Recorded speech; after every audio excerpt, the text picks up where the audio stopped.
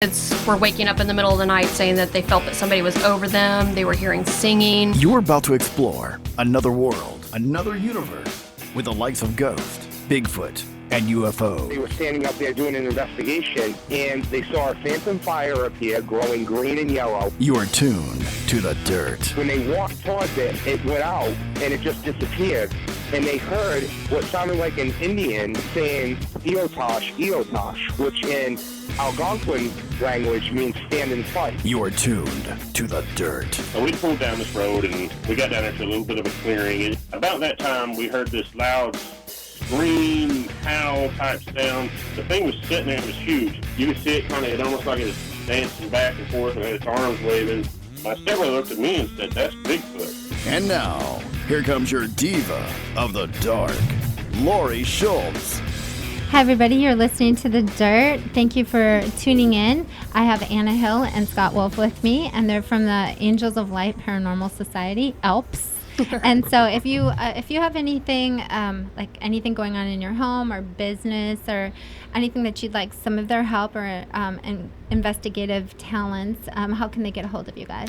Best way is through Facebook. It's the same name. It's Angels of Light Paranormal Society on Facebook. Our email is alps, A-L-P-S, ubasetter@gmail.com. And I think that's about it. I mean, like and on the Dirt page. just Google us. Or on the dirt. We're on the dirt. All right, and so we've been talking about astral projection. I've been kind of obsessed with it, and I didn't even know Chris was obsessed with it. but For a long time, yeah, I have. What were you doing to try to get yourself to? Oh, I've done a lot of things. One of the first things that I ever learned to do, which I feel like it maybe worked the closest, is to as you're falling asleep, I would imagine that I was underwater. Far underwater, and as I was drifting to sleep, I would imagine myself, fighting to come up to the surface. And supposedly, when if I could break the surface of the water at the same time I fell asleep, then I would enter into a lucid dream. But I could never get it to work. So why did you feel like it was the closest you ever got then? I just do. Nothing else really worked. I've tried. What else have I tried? I've tried. Did you try that rope technique? I don't think I've tried the rope one, no. Okay, this is one that I just heard of. What you envision, or actually some people actually hang a rope from their ceiling. And you actually, okay, this is what you do. I know that sounds wild. But you actually, feel what it feels like to grab the rope and pull yourself out, okay? Okay. So you can envision the rope. You don't actually have to have one, but some people maybe just can't visualize things. And so anyway, so then you lay there and you actually do the motions. Okay, and then you shut your eyes and you concentrate on doing what you just did, only not moving. And picture it and picture yourself. And they say that's one of the most common techniques of learning to pull yourself out of your body. That seems maybe along kind of the same lines as the underwater kind of deal. Fighting to the top of something. I don't. That's what I mean. You're not I've tried fighting to climb the rope though, so maybe it might be a little bit more relaxing, and so it's kind of like you're drowning. Yeah, it's kind of the same thing though. Like I was saying earlier about visualizing, just pay attention to your big toe, and curl your big toe, uncurl your big toe, but then try to do it with your mind. You're not actually physically curling your toe and uncurling your toe. It's shutting down that monkey mind. That's what they call it. Is just to become aware of your body, exactly where it's at, and it just becomes hypersensitive. That's the best way I can. And they say just squeeze your hands together, when you're relaxing, squeeze your hands together and just really pay attention to how it feels when you squeeze your hands physically together. And then you squeeze your hands together when you're not. But not actually physically doing it, but just visualize how it feels to do that. And they say just start with one part of your body like that. Like you were saying with your toes, they were saying squeezing your hands is you can almost visualize squeezing your hand, Okay. So try that tonight. I will. Try it in the morning when you wake up. When you first wake try it in the up. morning. How does it work in the morning? Because I mean, don't you have to kind of go to sleep? Well, yeah, no, you do. You go to sleep, but you know, like how like you just kind of all of a sudden you wake up and you look and it's like Snooze. 3 o'clock in the Snooze morning. button. Like Yeah. it's 3 o'clock in the morning. Yeah, You're like, I don't do that. I sleep like a brick. I sleep 8 hours and I wake up never and gonna then have it. No, I'm just kidding. I'm not a napper. I can't Huh. nap in the middle of the day. I Yeah, see, I sleep don't my 8 either, hours but- and once I'm up, I'm up. But If I'll I wake up at 3 a.m., I'm up at 3 a.m. I'm not going back to sleep. On the weekend, what time do Lucky. you wake up? 7 o'clock. I usually wake up at 7 o'clock in the morning. You're not in a hurry to get up or anything? No, Yeah. it's just So usually if I can just wake up on my own and I'm still aware I'm asleep, I'll try to like keep dreaming, like daydreaming kind of like. But my body is like rested though, so it's like I don't really move a whole bunch, you know. Okay. So Yeah. it's just kind of keeping my mind going, keeping the dream going, and if like you know in dreams you can visualize it. If you can still visualize it, you can cause yourself to. okay. Yeah, I know. I think I know what you're talking Yeah. about. Yeah, where you're awake, but you don't really know you're awake yet. And you're still Right. kind of You're kinda- listening to the football game going on in the Right. background, but you're still kind of dreaming. That's another weird thing is like whatever I'm watching on TV, because my husband sleeps with the TV on. Sometimes I'll have lucid dreams and it's whatever the hell's happening on the TV, and it's like sometimes he's like the forensic channel, so that's not comfortable. You know, I'm like, Oh, no. what is this show? Why do I feel dirt under my feet? What is going on? Okay, that's funny. I can never sleep if somebody had a TV going all night. Oh yeah. I can't sleep without one. What? You I- guys are it's- both TV sleepers?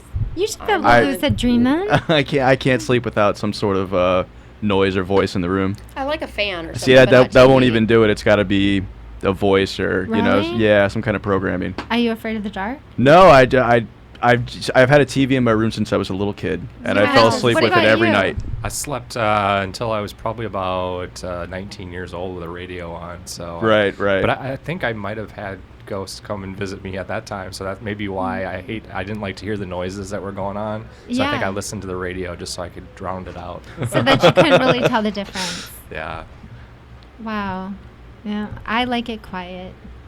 I like it quiet, but it's either the TV or listen to him snore, so it kind of drowns it out. So Yeah, I mean, I actually don't mind if that's so distracting, that TV. Like I'm like, what happened to her face? Okay, so anyway, but anyway, I don't mind a fan, something like that, Yeah. like a white noise, but definitely not something, because what I do is I'll listen to the show or the songs, and I'm like, it'll I wake me love up. music when I'm sleeping.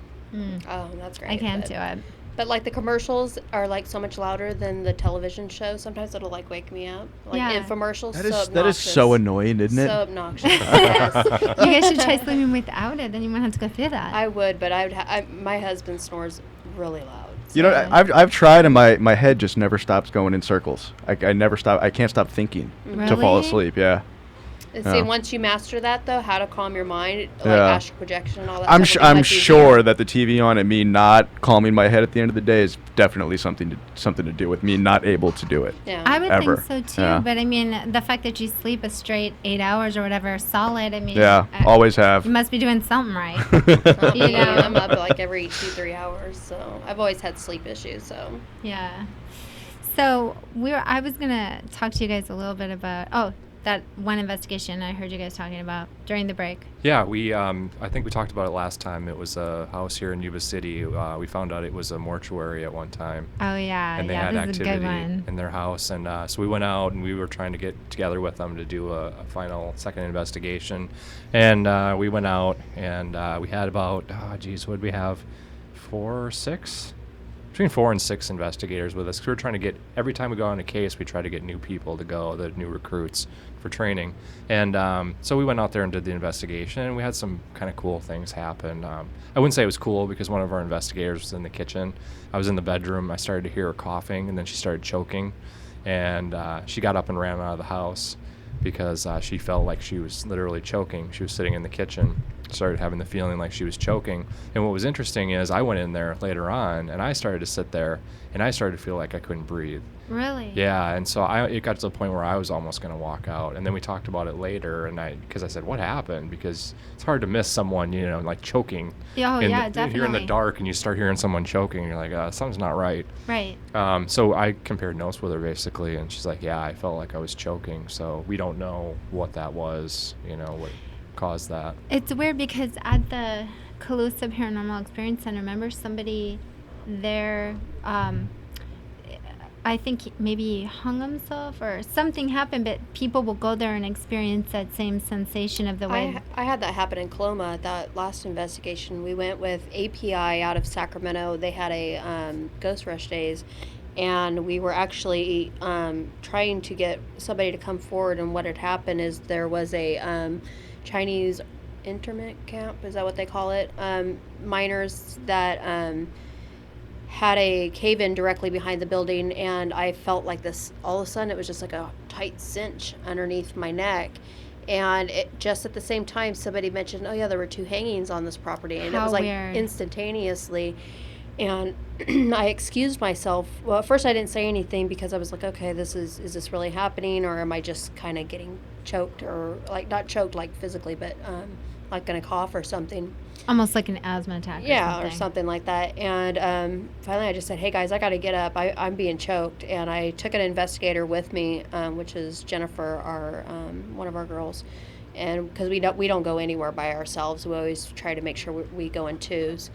And I had her go outside and look at me, and she told me I was sheet white, and I had this huge red mark going across my neck. So it was it was actually physically attacked. That's scary. And attack, that's the wrong word. I don't mean attack. I think it's but attack. Actually, I think it was more of a projection, not that they had choked me, but that I had actually felt what they had felt when they. I know, but if you have a red mark, I mean, I would say it's almost. Yeah, I think, but I do. I think it was more of like the actual hanging, not like a hand. Is what I mean. You know, like not like they tried to grab me. It was just like, this is what I felt type thing. So. Wow. That's really scary. And so you kind of have that sensation and her. Right. And then what else happened in that? I'm trying to think all what happened. I was in the bedroom. I think Anna was standing in the doorway doing some filming, and something like moved in front of me, and we're not exactly sure what it was because it was dark and we couldn't see, but something definitely, it fell or it moved in front of me. We got some really good EVPs, pretty much the same as the first time we went in. There's a little girl there. And they all seem to be female. All the voices we caught were female. I think Lynn actually heard a male out loud, and then I caught one male, but I couldn't understand what he was saying. But, you know, the first round, it was just our preliminary, and we just got like tons of EVP. Like I'm talking about like 20 or so. Wow. And at one point I said, is the mortician here? And I hear a little girl go, he's here, just as clear as that. And it was eerie. Spooky. The second trip, same thing. We were setting up, and I said, okay, who's going to come out and talk? And same voice, exact same voice. I compared it, he's here. She Again, said the same thing. Exact same voice, exact same phrase. Yeah, that's kind scary. of. Well, not scary. It's just kind of. To me it No, but, is. you know, you think of the history of the property. It was a mortuary since when? The It was 30s, 20s? through the 20s to the late 50s. And so now it's a home? Now it's divided into 2 separate homes. So, but nobody knew that it was a mortuary. I mean, you look at it, and there are signs that it was a mortuary if you knew what you were looking for. If you go around back, there's signs. Well, but they got that drive, and yeah. they got the awning where the hearse could pull up, and but you know, we had to do a lot of research to And figure this it is out. in Yuba City? Yeah, You know what's odd? Is it brick? yeah. I've been there. And I had the creepiest feeling. It was for sale. It was a multi-units. And out back, there's like, is this the place where there's actually out back, there's like a patio, like where you could stand outside on the second level? No. Like where you could stand out? It's brick on. It's probably brick, but it's stucco on the outside. It's gray stucco with red trim. Is it kind of by that courthouse thing? No, it's actually over by Lee's Canton. It's Reeves Avenue. Oh, okay. Yeah. There's this one place. It was so scary and different. Like I just felt like it there. But I'm a realtor, and so I didn't go in there for any other reason other than to show it. But the entire time I was in there, it's like I felt almost like this, where you feel almost off balance. And that place never left my mind, like as a place like something's wrong here. Like I would just get this sick feeling in my stomach the entire time, and I don't know. And it's right over the old area, you know, on Garden Highway back there. You go that way, and then it's down there. But anyway, that place, I'll tell There's you. a lot of history down on that street. I mean, that was the original main street of Yuba City, and I mean, in the 50s we had the big flood. There's a lot of stuff that's happened in Well, our area. I lost one time a buyer right down there. We were in escrow and everything like that, and it was this house, and I kind of felt kind of uneasy in this house because you go downstairs, and down in the basement there are these little separate rooms, and the doors look like they would lock and different things, and there was like drawings by kids in there. Like whenever I see that, I mean, it could be like kids down there like playing. For some reason, kids in general and the paranormal are like the scariest thing. I know. And like Children of the Corn type, And it was so dark down there. I was like, I guess if you're a little kid, it is fun to go play down in the basement. So it could have been completely innocent reasons for being down in this creepy little room drawing on the walls. But either way, so and then upstairs it was the old Victorian, and it was just right on Garden Highway right there. Well, my buyer, he was actually a pilot from the base, and his wife, and he was going to be gone a lot. So I was like, well, this is a great place. They loved it. They did their inspections, and then all of a sudden, it was probably a week before it was going to close. One of the neighbors, when we were over there, came over and they're like, yeah, this place, there was a murder that took place.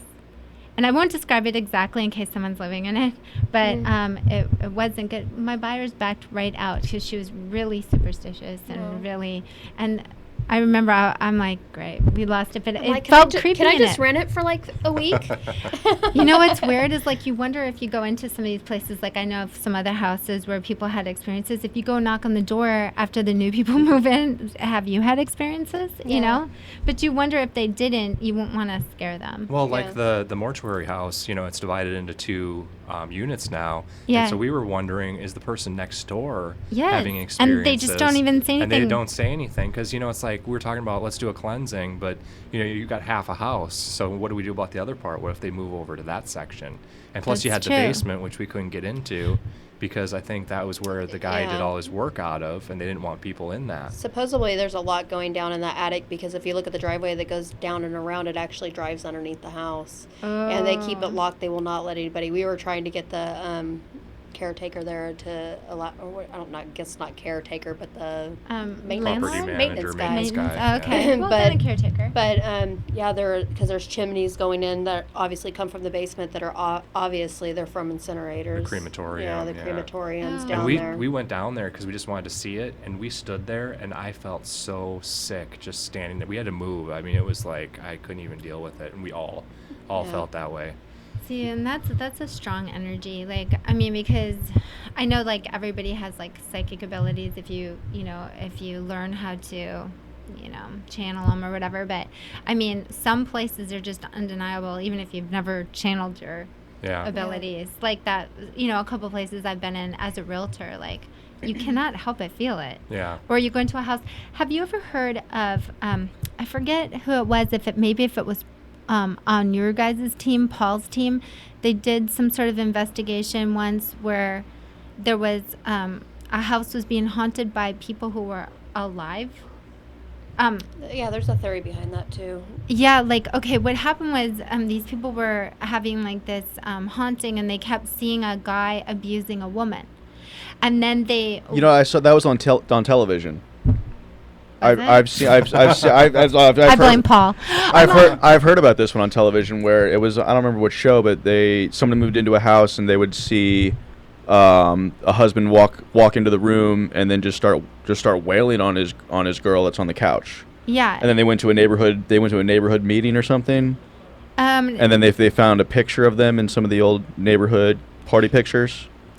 Is that the same one? Kind of sounds familiar, like that part, but the thing that I remembered from whatever it was that I heard was that the people talked to a neighbor and they said, our house is haunted. There's this guy, he's abusive, and did a couple die in this house, or and they're like, well, the guy was abusive and everything like that, but they actually just moved out and they just lived down the street. Sounds like a residual type haunting. Yeah. Like an energy or something. Because basically, like a residual haunting is just an imprint on the environment, and we've talked about this before in our meetings too. Is that living people can become their own ghosts too?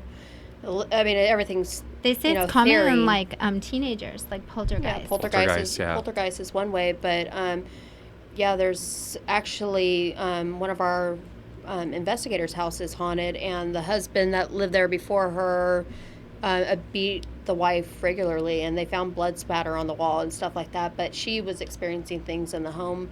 But I wasn't on that investigation. That was before she was with our team. But I think that's exactly what it is like a residual type negative imprint on the environment. Yeah. So, but I mean, there's- I think that's so crazy, like that. Mhm. The other thing that I find intriguing, since we're just kind of going all over right now, are the doppelgangers. Have you guys ever experienced that, or do you guys know anything about them? Just that one Look case. at him laughing. It's just such a funny word, doppelganger. I I don't know anything doubled about. into gangers. Yeah, I don't know any real experience with doppelgangers. You haven't? It's a great word. It's a German word, actually. Yeah? It's very cool. Hmm. That's probably why I like it. I'm German. No, but so you guys, you don't have any experience with that, or never had It's anybody? Usually stories. I've never actually seen anything where I've been on a case and I was like, hey, didn't so and so just leave the room and now they're in here, kind of thing. It's just been like we Or heard they, stories. you see them walking up to the door, and then all of a sudden no one ever comes, and then pretty soon they walk up to the Yeah. door. Well, we had a case in Live Oak that actually never made it past the preliminary, but there was some doppelganger type activity there. I think we talked about it on the last show too, but it was somebody was in the kitchen microwaving something, and somebody walked down the hall and said something to him. I think it was the dad the or dad, yeah. something. Mhm. And he's just kind of like had a brief conversation, and then here comes the dad again, and he's like, "What the, Really? we just had this conversation." And he's like, "Son, you're losing your mind." And he's like, "I'm not losing my mind. You just walked by." Wow. And we See, just no, you talked. didn't tell me that, because that's really cool. And so Yeah. you guys never investigated further? Once when we went on to try to do the full investigation, for whatever reason they backed out. Wow. We were sadly disappointed. Yeah, maybe we were talking about doppelgangers with that, because like I was like looking into it a lot, and there's this one teacher. It's like one of the most famous cases of doppelgangers. Mhm. Did I tell you guys that already? Yeah. All right. That's a cool story. You should tell it again for the ones who Okay. didn't hear before, because it is pretty cool. Okay, well, this teacher, she was from another country or something like that. I forget, it's overseas somewhere. And all of her students, it's the most witnessed doppelganger, because all of her students would see her. She's writing on the like chalkboard, and the doppelganger would be right behind her writing, and she could never see it, but all the kids could. And then sometimes out the window in the garden, there was like a classroom garden. She would be out there gardening, and the kids would be like, you're out there, and she couldn't see her own doppelganger. And then of course there's Queen Elizabeth, right? One of the queens, I don't know which one, but she actually saw her doppelganger lying on the bed, and had she walked in and saw herself like her doppelganger, and then like a week later she died. Yeah, they say that if you see yourself, that's one of the old stories Wives' tales. that you would die, that it was a omen. Yeah, or sometimes some people see themselves, or their doppelgangers, people see their doppelgangers all throughout their whole life. So some of them are with them all the time, and some not. And so I think that's really interesting. There's some actually pretty cool ones on the internet.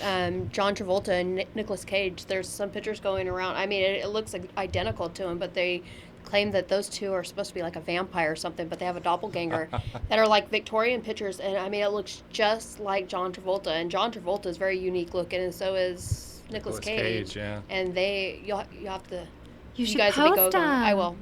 Okay, I think that's cool. Yeah, we're heading to a break, so everybody stay tuned for the dirt. When we get back, we'll talk about some more random stuff, and so stay tuned for Anna and Scott.